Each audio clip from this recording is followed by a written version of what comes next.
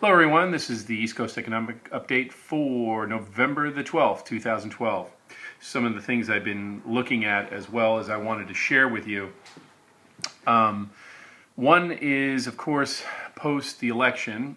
It's interesting to note, and we have had this conversation, you and I, in the previous videos. The unemployment rate, the BLS, is showing a slight increase, and the death-birth model is obviously in full swing there.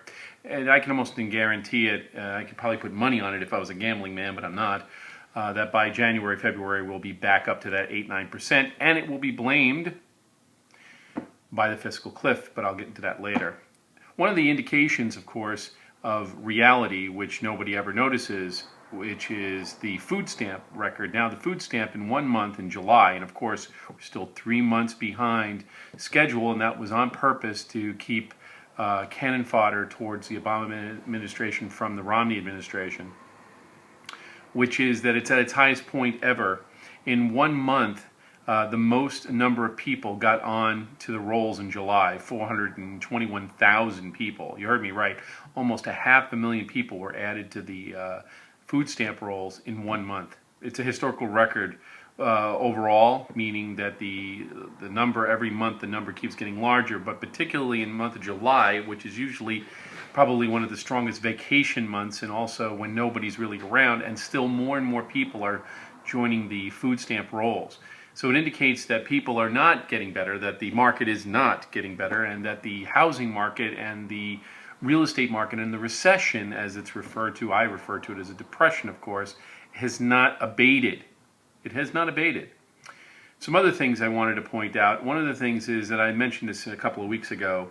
The fiscal cliff is a ruse. It's a hedge so we can distract people from the real issue. We are, many people, Jim Rogers for one that comes to mind, and a number of others, pointed out that we were already falling. The cliff, we've already gone over the cliff and we're falling, and we just haven't realized that the ground has come up to meet us yet.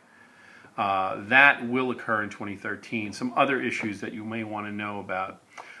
Based on the cyclical systems of busts and booms, we've had 4 years, and 2013 is the next cyclical recession, if you're following numerical cycles. Also, some other things that are happening in 2013 that you should keep in mind. One, the largest reset, the last big bubble reset of all those ARMs, the adjustable rate mortgages, are going to occur around March 2013.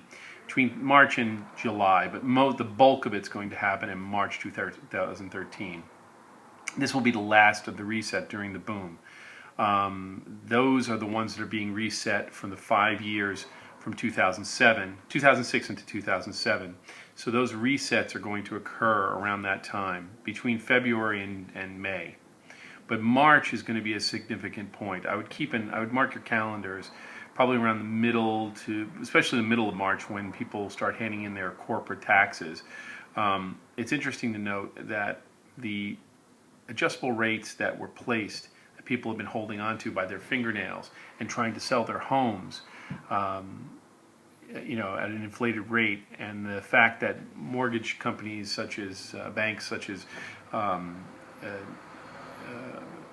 Bank of America, Chase Manhattan Bank, JP Morgan Chase, have very strict rules. One, you have to have, and you can check this for yourself, you can Google, excuse me, you can Google the fact that Bank of America put out a memo, an internal memo that was leaked, that said they will not give mortgages to anybody who does not have an account with them, and that they will not give a mortgage to anyone who doesn't have 40% down. Now, that was a leaked memo from Bank of America. We can, Allied Bank, which is GMAC, JP Morgan Chase, all the major banks. HSBC is leaving the United States and are selling its subsidiaries in the United States to smaller banks such as, I think, Agricultural Bank up in upstate New York, and some other smaller banks in the Pacific Northwest and into California. So what you're seeing here is a wholesale move away from the United States. And this issue is basically a bellwether. By January of this coming year, 2013, most of the major international banks that can, like ING, HSBC, and so forth, will leave the country, will not have a presence here. So it is not attached here in any way to bring about any kind of, reprisal is probably the best word to use. And the reason for this is because it knows that that this empire that we have, this United States empire, is at its end, and it's now going towards its next major step down. The fiscal cliff is just an allowance to say the Republicans wouldn't, raise their taxes because they signed that Grover Norquist whatever, and the Republicans can point back to the Obama administration and say, well, they're a do-nothing group, and they want to tax the middle class, not the wealthy. And really, it's just a finger-pointing, not unlike a magician who is showing you this hand, and really this hand is what's going on. What's going on is that the Chinese have stopped buying our bonds. They did about 2 years ago. But the bonds that are coming to fruition, the 2-year Treasury bonds and the 5-year Treasury bonds, you may remember them as the time that little Timmy Geithner ran to China and kissed the feet of Hu Jintao, and they bought those bonds. Those bonds are coming to maturity. And the Chinese are not buying more. They haven't bought more since 2008, 2009. I'm going to cough again, excuse me.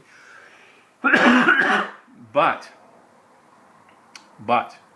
what it's being covered up as is the fact that the United States empire is crumbling back to a smaller, gentler, not necessarily kinder organization.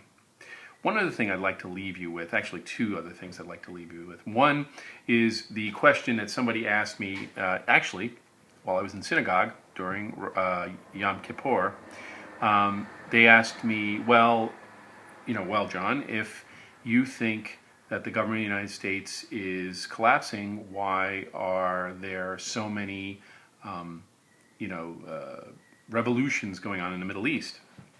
My answer to that is very simple. It's the same thing that you would do if you were retreating in a war. And I'll explain. Say you're retreating in a war. You've gained all this land, right? All this property, whatever, you have infrastructure, whatever, and you don't want your enemy to use the infrastructure that you've created against you in a war situation. Just like in economics, war, it's still a type of war. So what I believe is happening, I could be wrong, but I'm going to throw it out. I believe that these Middle Eastern situations where we're destroying Middle Eastern countries, friends of ours, Egypt, ones that we could control, Libya, Saudi Arabia is also showing signs of that. Syria, who's always been our economic friend, all these surrounding groups are all being destroyed. And it's interesting where they are either near a pipeline, near an oil production plant or whatever, and they're being destroyed. And I honestly believe that they're being destroyed so that the new superpowers, the China, Russia, India triumvirate that is about to rise up, can't take those over and run them more efficiently. Basically, we're twisting the rails and giving the rest of the world the finger at the cost of the individual person, being us, Americans, and most of the West. I think that, and I believe that, the only person that's going to be hurt worse, or the only group that's going to be hurt worse in the long run, besides the United States and parts of Europe, will be Israel, because Israel is going to be hung out there to swing. And I've said this before. I'm very frightened for them, and I'm very frightened for my brethren who are of my persuasion. My religious persuasion is not necessarily my political persuasion, but it's frightening that after a horrific entry into a state such as the state of Israel came about after the Holocaust, that we're going to be on the wrong end of the stick again because we trust our partners too much, and we believe that they'll back us up no matter what. And just like corporations, governments only protect itself. The other aspect that I want to throw out to you is a concept that was used parallel to the Holocaust description that I just gave. The concept is called normalcy-biased, like normal bias.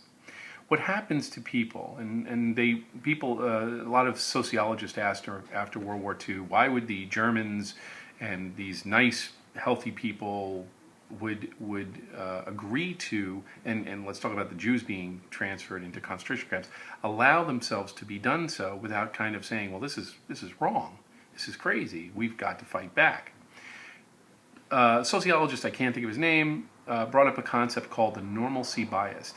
No matter how hard or how horrific something is in front of you, your mind will try to rationalize it and saying everything will be okay.